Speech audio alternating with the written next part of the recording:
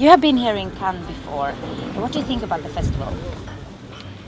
Well, I very much love Cannes. I'm very much a product of Cannes. You know, I love glamour and I love vulgarity. What does it mean to have your film in the competition here? Well, you know, being in competition in Cannes is, you know, it's the ultimate in a way in terms of glamour and vulgarity. And it's great fun. I very much love being here, and I love that Cannes is always so unpredictable in what's going to happen.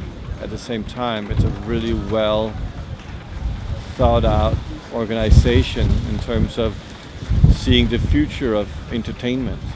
So you know, being in competition means a hell of a lot. And Neon Demon, it's a horror film. Can you tell us something about it? You have to see it. And I will, I look forward to it. But something, what's it about? You have to see it. Okay, it's about beauty in a way, I read already.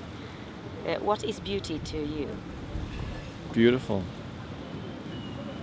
It looks really beautiful, and as a horror film, my thoughts goes to Suspiria. Is that some kind of influence in your work here?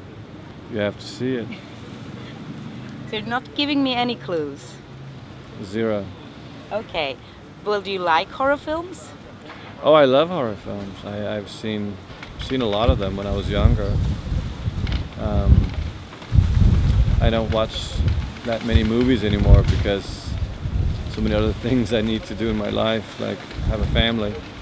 But I very much like, you know, horror and genre in general. I think is always, it's the origin of cinema, you know. Fairy tales and fantasy is what cinema was invented for.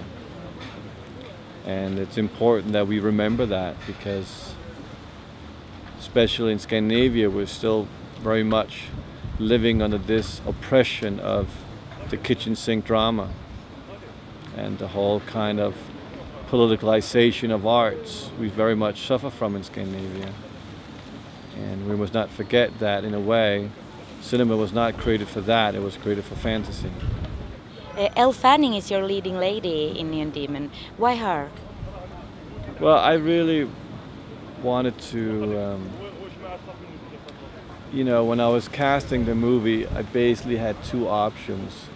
One, I was either going to cast an unknown or I was going to cast Elle Fanning.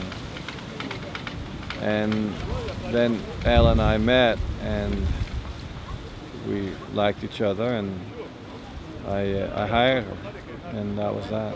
And she was 16 when we started shooting, which was, the irony was that the movie is about a 16-year-old girl, so it was very true to, you know, its origin. Yeah. How did you prepare her for this role? Well, you know, you gotta see the movie. And I will. Another star, Keanu Reeves, is in it. Same question, why him? Well, Keanu is you know, is the ultimate in many ways, and very much represents a certain part of our pop culture, and he's an incredible actor, and I just really wanted to work with him. Drive a few years back it was a big success. Only God Forgives got a little bit of a mixed reviews. How does film critique affect you as a director? Couldn't care less. What is important is that your movies make money. And I've been lucky so far that both Drive and Only God Forgives made a lot of money. Don't you think like good critique maybe generate money in a way? Not for the kind of films I make, because I make films for young people. And it doesn't mean age, but young at heart. Yeah. And people nowadays are so sophisticated, they don't live under good or bad. It's irrelevant to define culture as good or bad, because that's how you look at your Chinese food. Culture is about an experience. So there is no longer good or bad. There's just the existence of it, and you will always have interest if you speak to people singularly. If you make something the way you want to make it, it will always speak to the counterculture, and the counterculture is always the next generation. And I'm from the future, so I make films for the future, and that is more interesting than, you know, what a certain critical establishment, you know, has of opinions. How do you think that you have developed as a director since your first film, Pusher?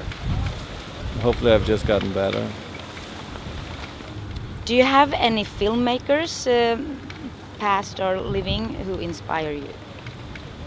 Well, I think everyone is inspired by everyone. It's like everyone steals, and the ones who say they don't are just lying.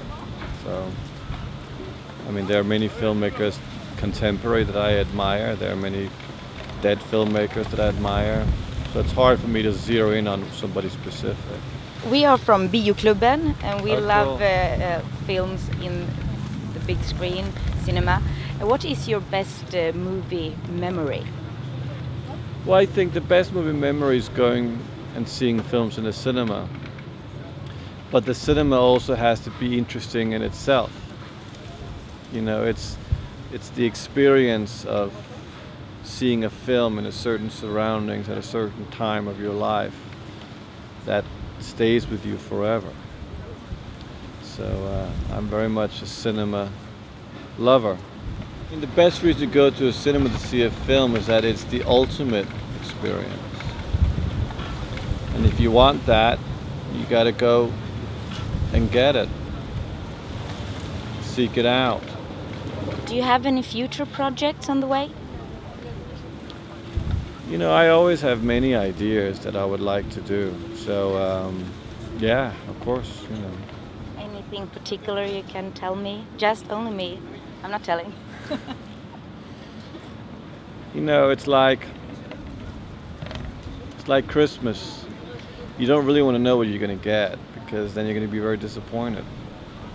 That's true. Okay, thank you so much.